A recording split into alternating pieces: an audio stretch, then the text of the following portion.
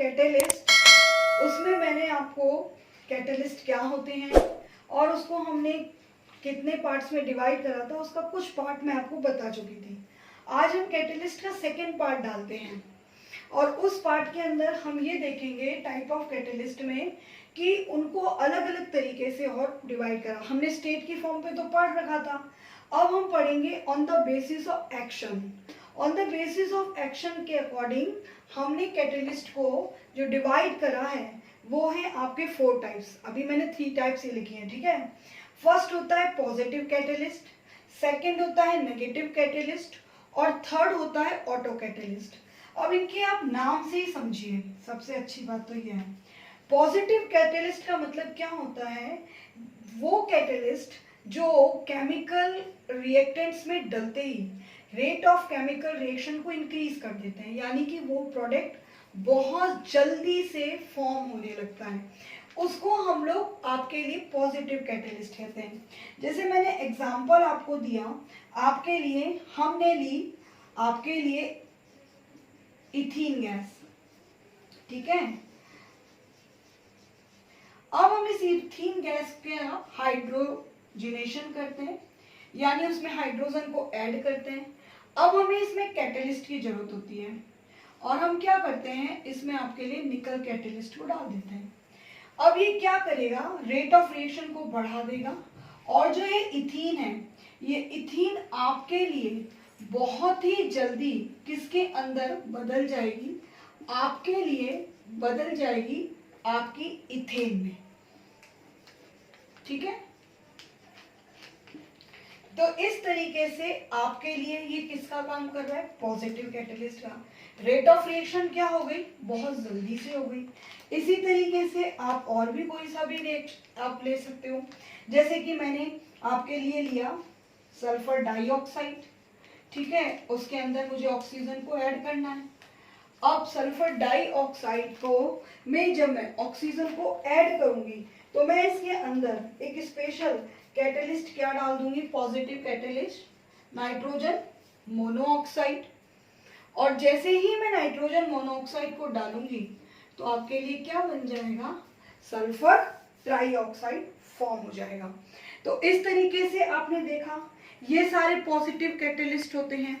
ऐसे ही अगर हम चाहें तो अगर मुझे डिकम्पोजिशन ऑफ पोटेशियम क्लोरेट करना है, ठीक है, तो हम लोग इसमें क्या डाल देंगे, मैग्नीज डाइऑक्साइड डाल देंगे, तो हमारे लिए ये जल्दी से किस में ब्रेक हो जाएगा, पोटेशियम क्लोरेट और ऑक्सीजन गैस में। यानी ये सब रेट ऑफ रिएक्शन को क्या कर रहे हैं, इंक्रीज कर रहे हैं। तो ये आपके लिए किसकी कैटेगरी के अंदर आ गए, पॉजिटिव कैटेलिस्ट की कैटेगरी में आ गए, ठीक है। अब हम बात करेंगे नेगेटिव की। अब हमारा आता है नेगेटिव कैटेलिस्ट, ठीक है। पॉजिटिव आपने समझ लिया, नेगेटिव बेटा वो कैटेलिस्ट होते हैं अगर हम उन्हें केमिकल रिएक्टेंट के साथ ऐड कर दें तो वो चलते हुए केमिकल रिएक्शन को डिक्रीज कर देंगे, यानी चलते चलते रिएक्शंस की जो रेट है वो रेट ऑफ रिएक्शन बहुत डिक्रीज होती जाएगी, प्रोडक्ट जो बनने की रेट है वो कम होती चली जाएगी, ठीक है। ये ज़्यादातर बेटा मेडिकल्स में काम आता है, जो आपकी दवाइयाँ आती हैं, मेडिसिन आती हैं, उनमें डालते हैं, जिसको कारण ही हर मेडिसिन जो होती है उसकी एक पर्टिकुलर आपके लिए एक्सपायरी डेट बन जाती है, वो कैटेलिस्ट उसकी रेट ऑफ रिएक्शन को कम करते हैं। जैसे मैं आपको एग्जांपल लेती हूँ, हम लोग क्या करते हैं, हम लेते हैं हाइड्रोजन परऑक्साइड, ठीक है, H2O2, ये आप लोगों ने कम सुन रखा है इसलिए मैं इसका पूरा नाम ही लिख देती हूँ। हाइड्रोजन परऑक्साइड को हम लेते हैं, ठीक है। ये क्या है बेटा, हाइड्रोजन जो परऑक्साइड होता है ये बहुत जल्दी, जैसे ही हम लोग इसको सनलाइट कहीं भी रखते हैं तो ये डिकम्पोज होने लगता है। इसके डिकम्पोजिशन को रोकने के लिए इसके अंदर एक स्पेशल केमिकल को डाल देते हैं जिसको हम ग्लिसरॉल कहते हैं।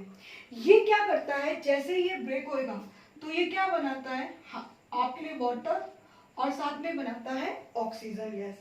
जैसे ही आप ग्लिसरॉल को डालोगे तो ये इसकी जो डिकम्पोजिशन है उसकी रिएक्शन को क्या कर देगा, डिक्रीज कर देगा।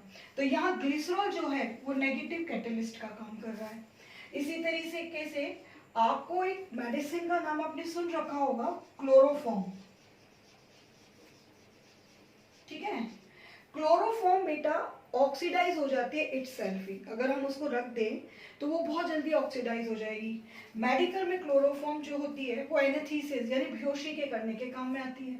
तो हम क्या करते हैं, ये इसका हो गया फॉर्मूला, इसके ऑक्सीडेशन को रोकने के लिए, यानी ये ऑक्सीजन से रिएक्शन करेगी, तो इसमें एक पर्टिकुलर एजेंट डाला जाता है। जिस एजेंट का मैं आपको नाम बता रही हूँ उसको ध्यान रखना, क्योंकि ये ओलंपियाड और एनटीएससी में सबसे ज्यादा पूछा जाता है, जिसको हम लोगों से, उनका नाम होता है इथाइल अल्कोहल। ठीक है, वापस से यहाँ पे भी अलग से लिख रही हूँ, इथाइल अल्कोहल। ये मेहरबानी करके इस नाम को अच्छी तरह से याद कर लेना। जो आपके लिए इथाइल अल्कोहल होता है ये बेटा इसमें नेगेटिव का काम करेगा। अब अगर ये ब्रेक तो होगी लेकिन इसका एक पर्टिकुलर टाइम होगा, क्योंकि ये नेगेटिव कैटेलिस्ट है।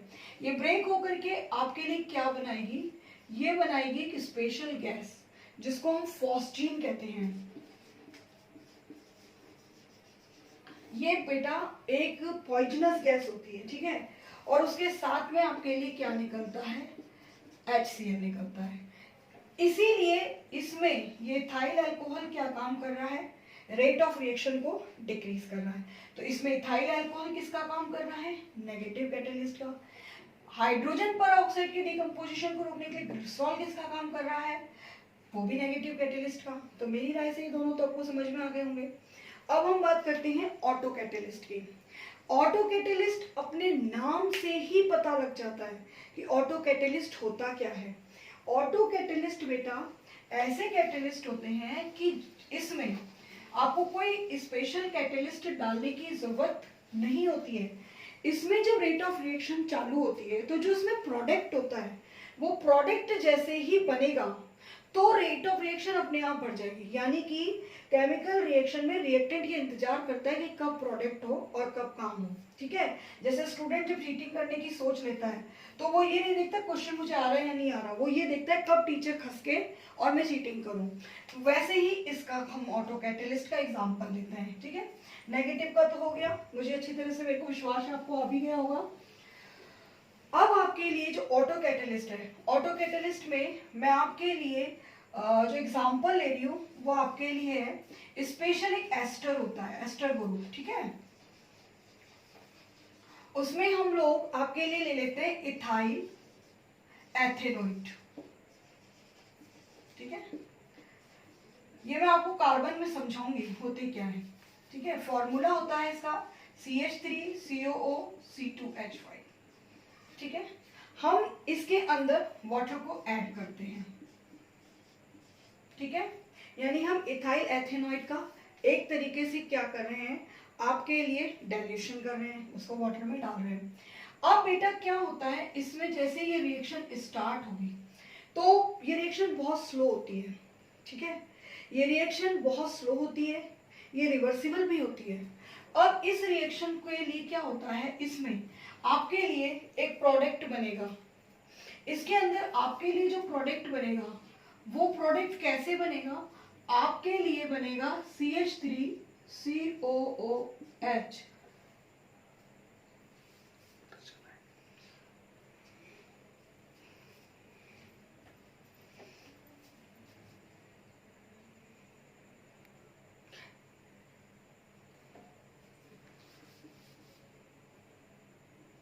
अब इसमें आपके लिए प्रोडक्ट बनेगा CH3COH।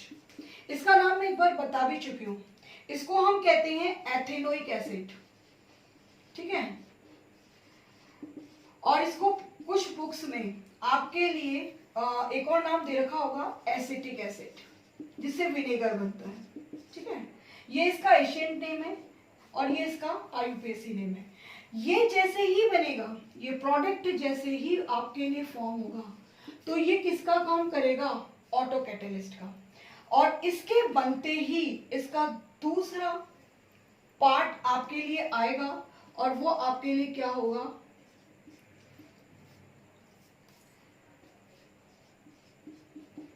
C2H5OH।